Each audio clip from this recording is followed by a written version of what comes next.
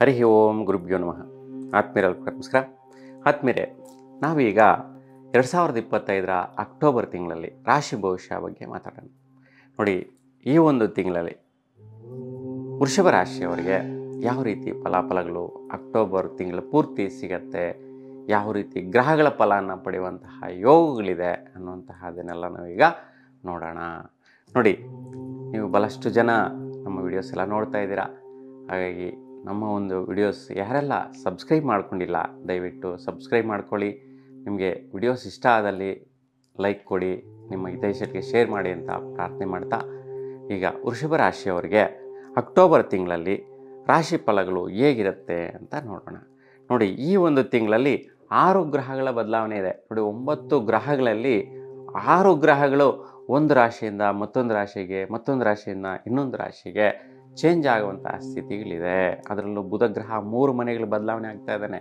ಹಾಗಾಗಿ ಯಾವ ಒಂದು ಸ್ಥಾನದಿಂದ ನಿಮ್ಮ ರಾಶಿಯವರಿಗೆ ಏನೆಲ್ಲ ಫಲಗಳು ನೀವು ಪಡೆಯುವಂತಹದ್ದಿದೆ ಅಂತ ನೋಡೋಣ.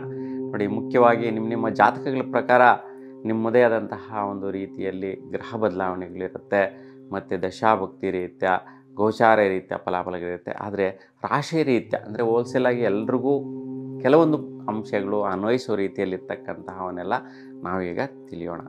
ನೋಡಿ, ವೃಷಭ ರಾಶಿಯವರಿಗೆ ಮುಖ್ಯವಾಗಿ ಈ ಒಂದು ತಿಂಗಳಲ್ಲಿ ಸೂರ್ಯನ ಒಂದು ಬದಲಾವಣೆಯಿಂದ ಏನೆಲ್ಲ ಫಲಗಳಿದೆ ಅಂತ ನೋಡೋಣ. ನೋಡಿ, ಇನ್ನು ಸೂರ್ಯ ಈ ಒಂದು ತಿಂಗಳಲ್ಲಿ ಕನ್ಯಾ ರಾಶಿಯಿಂದ ತುಲಾ ರಾಶಿಗೆ ಸಂಚಾರ ಮಾಡ್ತಾನೆ. ಕನ್ಯಾ ರಾಶಿಯಿಂದ ತುಲಾ ರಾಶಿಗೆ ಸೂರ್ಯ ಸಂಚಾರ ಬಂದು 17ನೇ ತಾರೀಕು, ಅಂದರೆ 17ನೇ ತಾರೀಕುವರೆಗೂ ಕನ್ಯಾ ರಾಶಿಯಲ್ಲೇ ಇರ್ತಕ್ಕಂತಹ ಸೂರ್ಯನು ತುಲಾ ರಾಶಿಗೆ ಪ್ರವೇಶ ಮಾಡ್ತಾನೆ. ಹಾಗಾಗಿ ನಿಮ್ಮ ರಾಶಿಯವರಿಗೆ ವಿಶೇಷವಾಗಿ ಪೂರ್ವ ಪುಣ್ಯ ಫಲದಾಯಕವಾದಂತಹ ಯೋಗ ಪ್ರಾಪ್ತಿಗಳು, ಭೂಮಿ ಫಲಿತಾಂಶಗಳು, ಕಾರ್ಯವೈಖರಿಗಳಲ್ಲಿ ಜಯಿಸುವಂತಹದ್ದು, ಹಿಂದಿನ ಜನ್ಮದಲ್ಲಿ ನೀವು ಏನು ಅಂದ್ಕೊಂಡಿದ್ದೀರಾ, ನೆನೆಸಿದ್ದೀರಾ ಅಂಥವೆಲ್ಲವೂ ಕೂಡ ಸಕ್ಸಸ್ ಸಿಗುವಂತಹ ಅವಕಾಶ ಸೂರ್ಯನಿಂದ ಸಿಕ್ಕಿಬಿಡುತ್ತೆ 17ರವರೆಗೂ. ಆ ನಂತರ ಬದಲಾವಣೆ ಇದೆ. ಸೂರ್ಯನು ತುಲಾ ರಾಶಿಗೆ ಹೋಗ್ತಾನೆ ಸಂಚಾರದಲ್ಲಿ. ಅಂದರೆ ತುಲಾ ರಾಶಿಗೆ ಹೋದ ತಕ್ಷಣವೇ 1 ತಿಂಗಳ ಕಾಲ ಸೂರ್ಯ ನೀಚ ಸ್ಥಿತಿ ಸಂಚಾರ, ಅಂದರೆ ಸೂರ್ಯನಿಗೆ ಈ ಒಂದು ರಾಶಿಯಲ್ಲಿ ಸಂಚಾರ ಮಾಡುವಾಗ ಬಲ ಇಲ್ಲ ಅನ್ನುವಂತಹ ಸ್ಥಿತಿ. ನಮ್ಮ ಭೂಮಿಗೆ ನಾವಿರ್ತಕ್ಕಂತಹ ಒಂದು ಸ್ಥಳಕ್ಕೆ ಸೂರ್ಯನಿಂದ ಬರುವಂತಹ ಒಂದು ಪ್ರತಿಫಲಗಳೆಲ್ಲವೂ ಕೂಡ ನೀಚವಾದಂತಹ ಫಲಗಳಾಗಿರುತ್ತೆ. ಹಾಗಾಗಿ ಇಲ್ಲಿ ಯಾವ ರೀತಿ ವೈಪರೀತ್ಯಗಳು ಬರುತ್ತೆ ಅಂತಂದರೆ, ವಿಶೇಷವಾಗಿ ನಿಮ್ಮ ಮನೆಯ ಕಡೆ ಸ್ವಸ್ಥಾನದಲ್ಲಿ ಏನೋ ಒಂದು ಕಾರ್ಯಕ್ರಮ ಪ್ರಾರಂಭಿಸಿರ್ತೀರ, ಅದು ಅರ್ಧದಲ್ಲಿ ನಿಂತೋಗುವಂತಹದ್ದು, ಈ ತಿಂಗಳಲ್ಲಿ ಏನು ಮಾಡೋಕ್ಕೆ ಆಗೋದಿಲ್ಲ ಅನ್ನುವಂಥ ಸ್ಥಿತಿ ಹೊರಟೋಗುತ್ತೆ. ವಿಶೇಷವಾಗಿ ನಿಮ್ಮ ಸ್ನೇಹಿತರಿಂದ, ಹಿತೈಷಿಗಳ ಜೊತೆ ಏನೊಂದಾದರೂ ಒಂದು ಒಡಂಬಡಿಕೆ ಮಾಡ್ಕೊಂಡಿರ್ತಕ್ಕಂಥದ್ದು, ಯಾವುದೋ ಒಂದು ಕಾರ್ಯಕ್ರಮ ಮಾಡೋಣ ಅಂತ ಎಲ್ಲ ಪ್ಲ್ಯಾನ್ ಮಾಡಿರ್ತೀರ, ಆದರೆ ಈ ತಿಂಗಳಲ್ಲಿ ಅದು ಸಕ್ಸಸ್ ಸಿಗೋದಿಲ್ಲ, ಫೇಲ್ಯೂರ್ ಆಗುತ್ತೆ. 17ರ ನಂತರ, 17ರವರೆಗೂ ಒಳ್ಳೆಯ ಫಲ ಇದೆ. 17ರ ನಂತರ ಈ ರೀತಿಯ ಒಂದು ಚೇಂಜಸ್ಸನ್ನು ನೋಡುವಂತಹದ್ದು ನಿಮಗೆ ಕಂಡು ಬರುತ್ತೆ ವೃಷಭ ರಾಶಿಯವರಿಗೆ. ಇನ್ನು ಮುಖ್ಯವಾಗಿ ಸೂರ್ಯ ಸಂಚಾರದಿಂದ ನೋಡಿದ್ವಿ.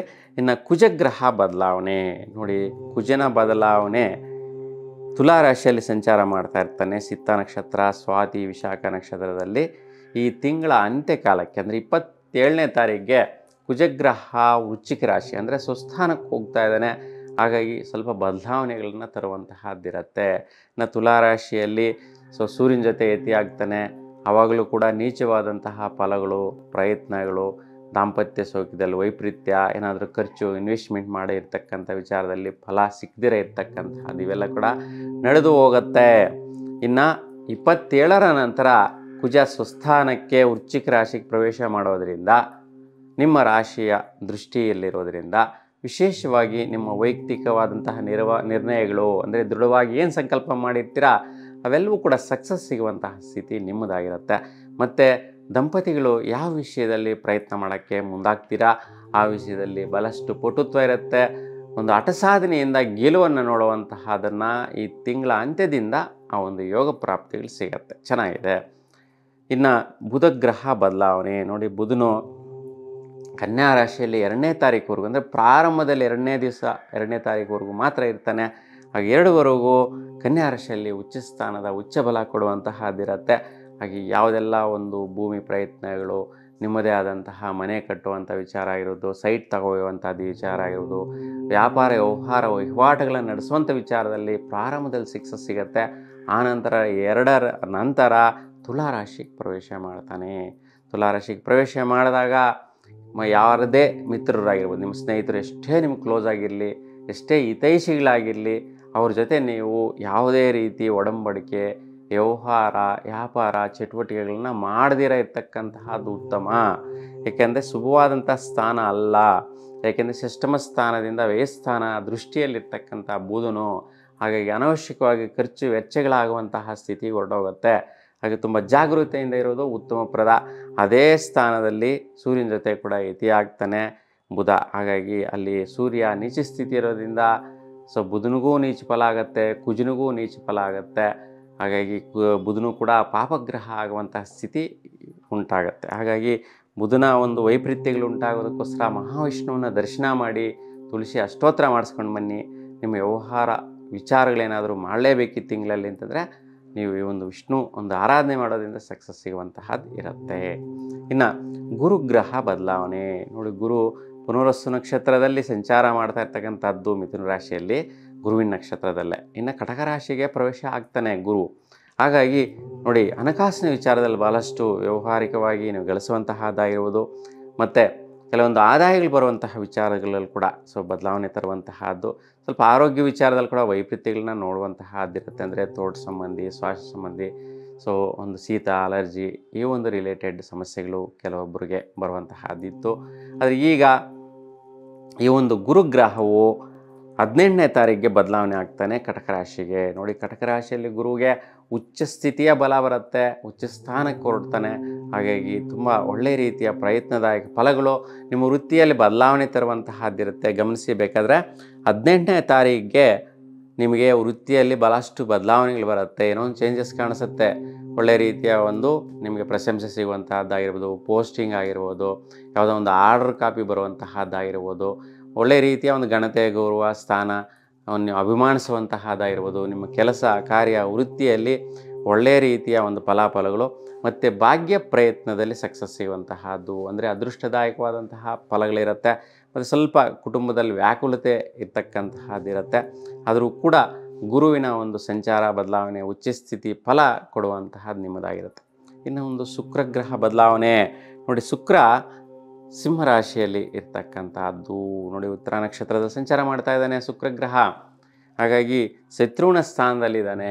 ಹಾಗಾಗಿ ಸ್ವಲ್ಪ ಮನೆ ಕಡೆ ಸ್ವಲ್ಪ ವ್ಯವಹಾರಗಳ ವಿಚಾರದಲ್ಲಿ ಅಣ್ಣ ತಮ್ಮಂದಿರ ಮಧ್ಯೆ ಆಗಿರ್ಬೋದು, ಮತ್ತು ಬಂಧುಗಳ ಮಧ್ಯೆ ಆಗಿರ್ಬೋದು, ದಾಯಾದಿ ಸಂಬಂಧಿಗಳ ಮಧ್ಯೆ ಆಗಿರ್ಬೋದು, ಮತ್ತು ಸ್ವಲ್ಪ ಅವರ ಜೊತೆ ಮಾಡ್ಕೊಂಡಿರ್ತಕ್ಕಂಥ ಹಣಕಾಸಿನ ಒಂದು ವ್ಯವಹಾರ ವಹಿವಾಟುಗಳು ಸಣ್ಣ ಪುಟ್ಟ ವಿಚಾರಗಳಾಗಿರ್ಬೋದು, ಅದರ ವಿಚಾರದಲ್ಲಿ ಸ್ವಲ್ಪ ಮಾನಸಿಕವಾಗಿ ನಿಮ್ಮನ್ನು ಇಕ್ಕಟ್ಟಿಗೆ ತರುವಂತಹ ಸ್ಥಿತಿ ಇರುತ್ತೆ, ಒತ್ತಡಕ್ಕೆ ತರುವಂತಹ ಸ್ಥಿತಿ ಇರುತ್ತೆ. ತುಂಬ ಜಾಗೃತೆಯಿಂದ ಇರೋದು ಉತ್ತಮವಾಗಿರುತ್ತೆ. ಅಮ್ಮನವರನ್ನು ಪ್ರಾರ್ಥನೆ ಮಾಡ್ಕೊಳ್ಳಿ, ಹತ್ತಿರದಲ್ಲಿರ್ತಕ್ಕಂಥ ದೇವಿಯ ದರ್ಶನ ಮಾಡಿದ್ರೆ ಈ ಒಂದು ವೈಪರೀತ್ಯ ನಿವಾರಣೆ ಆಗುತ್ತೆ.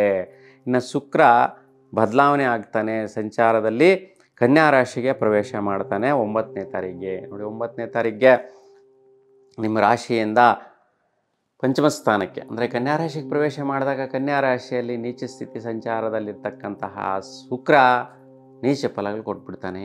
ಹಾಗಾಗಿ ವಿದ್ಯಾರ್ಥಿಗಳು ತುಂಬ ಜಾಗೃತೆಯಿಂದ ಇರಿ. ನೀವು ಈ ಸಮಯದಲ್ಲಿ ಏನೋ ಒಂದು ಹೊಸದಾಗಿ ವಿದ್ಯೆಯನ್ನು ಅಥವಾ ಯಾವುದನ್ನು ಕೋರ್ಸ್ಗೆ ಜಾಯಿನ್ ಆಗುವುದಾಗಲಿ, ಹೊಸ ಒಂದು ಎಜುಕೇಷನ್ನ ಪ್ರಾರಂಭಿಸುವಂತಹದ್ದಾಗಿರ್ಬೋದು, ಎಕ್ಸ್ಟ್ರಾ ಒಂದು ಆ್ಯಕ್ಟಿವಿಟೀಸ್ಗೆ ಪ್ರಯತ್ನ ಮಾಡೋದಾಗಲಿ ಮಾಡದೇ ಇರೋದು ಉತ್ತಮ. ಯಾಕೆಂತಂದರೆ ಶುಕ್ರನ ಫಲ ನೀಚ ಫಲ ಕೊಟ್ಬಿಡ್ತಾನೆ. ಹಾಗೆ ಶ್ರೇಷ್ಠ ಫಲ ಸಿಗುವುದಿಲ್ಲ. ವಿದ್ಯೆ, ವ್ಯಾಸಂಗ, ಅಭಿವೃದ್ಧಿ ವಿಚಾರಗಳಲ್ಲಿ ಶುಭಕಾರಕವಾದಂಥ ಯೋಗಗಳು ಕೊಡದಿರ ಇರ್ತಕ್ಕಂಥ ಸ್ಥಿತಿ. ಹಾಗಾಗಿ ಶುಕ್ರನಿಗೇ ಬಲ ಇಲ್ಲ ಅಂದಮೇಲೆ ಶುಕ್ರನು ನಿಮ್ಗೆ ಕೊಡುವಂತಹದ್ದೆಲ್ಲ ಕೂಡ ನೀಚವಾದಂತಹ ಬಲ, ನೀಚವಾದಂಥ ಫಲ ಆಗಿರುತ್ತೆ. ಹಾಗಾಗಿ ನೀವು ಈ ತಿಂಗಳಲ್ಲಿ ಸ್ವಲ್ಪ ಶುಕ್ರನ ಆರಾಧನೆ ಅಂದರೆ ಅಮ್ಮನವರ ದರ್ಶನ ಮಾಡಿ ಕೆಂಪು ಹೂವಿನ ಅಷ್ಟೋತ್ತರ ಮಾಡಿಸ್ಕೊಳ್ಳಿ. 6 ದಿನಗಳ ಕಾಲ ಶುಭವಾದಂತಹ ಫಲವನ್ನು ನೋಡ್ತೀರಾ. ಇನ್ನು ಶನಿಗ್ರಹ ಬದಲಾವಣೆ ನೋಡಿ, ಶನಿ ಬಂದು ಮೀನ ರಾಶಿಯಲ್ಲಿ ಸಂಚಾರ ವಕ್ರಸ್ಥಿತಿಯಲ್ಲಿದ್ದಾನೆ, ಪೂರ್ವಭದ್ರ ನಕ್ಷತ್ರ, ಉತ್ತರಾಭದ್ರ ನಕ್ಷತ್ರಗಳಲ್ಲಿ. ಹಾಗಾಗಿ ಒಂದು ಶನಿ ನಕ್ಷತ್ರ ಆಗಿರುತ್ತೆ ಮತ್ತು ಗುರುವಿನ ನಕ್ಷತ್ರದಲ್ಲಿರ್ತಕ್ಕಂತಹ ಸ್ಥಿತಿ ವಕ್ರ ಸ್ಥಿತಿಯಲ್ಲಿ ಸಂಚಾರ ಮಾಡ್ತಾ ಇದ್ದಾನೆ. ಹಾಗಾಗಿ ನಿಮಗೆ ಕೆಲವೊಂದು ಯಾವಾಗಲೂ ಬರಬೇಕಾಗಿರ್ತಕ್ಕಂಥ ಕೆಲವೊಂದು ಆದಾಯಗಳು ಅಥವಾ ಶತ್ರುಗಳಿಂದ ಜಯಿಸಿ ಪಡೆಯುವಂತಹ ಆದಾಯಗಳಾಗಿರ್ಬೋದು, ಮತ್ತು ವೃತ್ತಿಯಿಂದ ಯಾವುದನ್ನ ಒಂದು ನಿಮಗೆ ಬಿಲ್ಸ್ ಆಗಿರ್ಬೋದು, ಶಾಂಕ್ಷನ್ ಆಗುವಂತಹದ್ದು ಅಮೌಂಟ್ಸ್ ಆಗಿರ್ಬೋದು, ಆ ರೀತಿ ಆದಾಯದ ಮೂಲದಿಂದ ಬರುವಂತಹದ್ದಿರುತ್ತೆ. ಮತ್ತು ಶ್ರಮ ಪ್ರಯತ್ನದಿಂದ ಒಂದು ಎಕ್ಸ್ಟರ್ನಲ್ ಆಗಿ ಸಂಪಾದನೆ ಮಾಡಿಕೊಳ್ಳುವಂತಹ ಒಂದು ವಿಚಾರಗಳಲ್ಲಿ ಕೂಡ ಆದಾಯವನ್ನು ಸ್ವಲ್ಪ ಮಟ್ಟಿಗೆ ನೋಡೋದೈತೆ. ಅದು ವಕ್ರ ಸ್ಥಿತಿಯಾಗಿದ್ದು ಸ್ವಲ್ಪ ಅರ್ಧ ಫಲ ಕೊಡುವಂತಹದ್ದಿರುತ್ತೆ. ಹಾಗಾಗಿ ನೀವು ಸ್ವಲ್ಪ ಶನಿ ದರ್ಶನ ಮಾಡಿ ಶುಭವಾದ ಫಲ ಸಿಗತ್ತೆ. ಇನ್ನು ವಿಶೇಷವಾಗಿ ರಾಹು ಕೇತು ನೋಡಿ, ರಾಹು ಕೇತುಗಳು ದುಷ್ಟಗ್ರಹಗಳು, ಗ್ರಹಗಳು ಅಂತೀವಿ. ಆಂಟಿ ಕ್ಲಾಕ್ ಸುತ್ತುವಂಥ ಗ್ರಹಗಳು. ಹಾಗಾಗಿ ಆ ಗ್ರಹಗಳ ಬಗ್ಗೆ ಎಲ್ಲ ಕೂಡ ನೆಗೆಟಿವ್ ಆಗಿ ಮಾತಾಡೋದೇ ಇರುತ್ತೆ. ಯಾಕೆಂದರೆ ವಕ್ರವಾಗಿ ನೀಚ ಸ್ಥಿತಿಯಲ್ಲಿ ಭೂಮಿಗಾಗಲಿ ಸೋಲಾರ್ ಸಿಸ್ಟಮಲ್ಲಿ ಎಲ್ಲ ಗ್ರಹಗಳಿಗಾಗಲಿ ಸುತ್ತುವಂಥ ಸ್ಥಿತಿ ರಾಹು ಕೇತುದಾಗಿರೋದ್ರಿಂದ ವಿಶೇಷವಾಗಿ ವೃತ್ತಿಯಲ್ಲಿ ಸ್ವಲ್ಪ ಯಾವುದೋ ಒಂದು ರೀತಿಯ ಒತ್ತಡ, ಪ್ರೆಷರು, ಸ್ವಲ್ಪ ಮಾನಸಿಕವಾಗಿ ಟೆನ್ಷನ್ಸ್ ಇರುವಂತಹದ್ದೇ ಇರುತ್ತೆ. ಹಾಗಾಗಿ ಮೇಲಧಿಕಾರಿಗಳ ಒಂದು ಒತ್ತಡದ ಪ್ರಭಾವದಿಂದ ನಿಮಗೆ ತಲೆ ಮೇಲೆ ಏನೋ ಒಂದು ಭಾರ, ಸ್ಟ್ರೆಸ್ಸು, ಟೆನ್ಷನ್ನು, ಪ್ರೆಷರು ಬಂದು ಕೂತಿರುತ್ತೆ.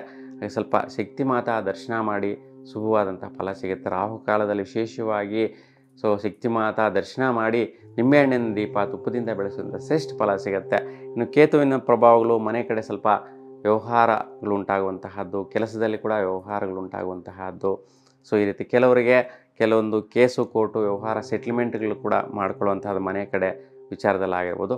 ಮತ್ತು ಮನೆ ವಿಚಾರದಲ್ಲಿ ಯಾವುದೋ ಒಂದು ಮೂಲ ದೋಷಗಳಿಂದ ಕೆಲವೊಂದು ಅಂದರೆ ದುಷ್ಪ್ರಯತ್ನಗಳು ಅಂತೇಳಿ ಹೇಳ್ಬೋದು. ಅಂದರೆ ಅಗೋಚರವಾಗಿ ಕಂಡು ಕಾಣದೇ ಇರ್ತಕ್ಕಂತಹ ಒಂದು ವಿಚಾರಗಳು ಹೊರಗೆ ಬರುವಂತಹ ಸ್ಥಿತಿಗಳು ಕೂಡ ಈ ಕೇತುವಿನ ಸಂಚಾರದಿಂದ ಆಗುವಂತಹದ್ದು, ರಾಹುವಿನ ದೃಷ್ಟಿಯಿಂದ ಆಗುವಂತಹದ್ದಿರುತ್ತೆ. ಹಾಗಾಗಿ ರಾಹು ಕೇತುವಿಗೆ ಸಂಬಂಧಿಸಿದಂತೆ ಪರಿಹಾರ ಮಾಡ್ಕೊಳ್ಳಿ, ಫಲ ಸಿಗುತ್ತೆ. ಒಟ್ಟಾರೆಯಾಗಿ ನಿಮಗೆ ಒಂದು 40% ಸ್ವಲ್ಪ ವೈಪರೀತ್ಯ ಇದೆ, 60% ಫಲ ಶುಭವಾದಂತಹ ಸೂಚನೆಗಳಿದೆ. ಹಾಗೆ ಈ ತಿಂಗಳಲ್ಲಿ ನಿಮಗೆ ಎಲ್ಲರಿಗೂ ಕೂಡ ಶುಭವಾಗಲಿ ಅಂತ ನಾನು ಪ್ರಾರ್ಥಿಸ್ತಾ, ನಿಮ್ಮ ಇಷ್ಟದೇವರ ಅನುಗ್ರಹ ಸದಾಕಾಲ ನಿಮ್ಮ ಮೇಲೆ ಇರಲಿ ಅಂತ ಭಗವಂತನಲ್ಲಿ ಪ್ರಾರ್ಥಿಸಿ. ಎಲ್ಲರೂ ಕೂಡ ಶುಭವಾಗಲಿ. ನಮಸ್ಕಾರ.